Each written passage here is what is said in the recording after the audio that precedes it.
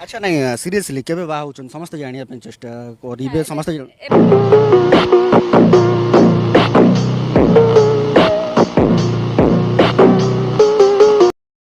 ଏବେ ଦେଖନ୍ତୁ ସତ କଥା ହେଉଛି ମୋର ବୟସ ହେଇନି ବାହା ହେବା ପାଇଁ।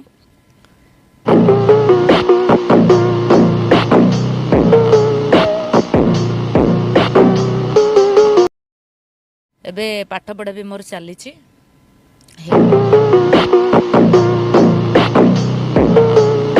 ହେଇଯାଉ 30 35 ହେଇଯାଉ ତାପରେ ବାହା ହେବି ଆଉ କ'ଣ ଅସୁବିଧା ହେଲା। ଏପର୍ଯ୍ୟନ୍ତ ବାହା ହେବି ବୋଲିକି ସ୍ୱପ୍ନ ଦେଖିନି ଆଉ ଜୀବନରେ ଇଚ୍ଛା ନାହିଁ ମୋତେ ବାହା ହେବା ପାଇଁ। କାରଣ ଯେଉଁ ଜିନିଷଟା ବାହାଘର ପରେ ଲୋକମାନଙ୍କୁ ମିଳେ ସେଇ ଜିନିଷଟା ବର୍ତ୍ତମାନ ମୋ କତିରେ ଆଭେଲେବୁଲ୍ ଭାଇ। ମୋତେ ବାହା ହେବାର ନାହିଁ। ମାନେ କୋଉ ଜିନିଷଟା ମିଳେ ଲୋକମାନଙ୍କୁ ବାହାଘର ପରେ ଯୋଉଟା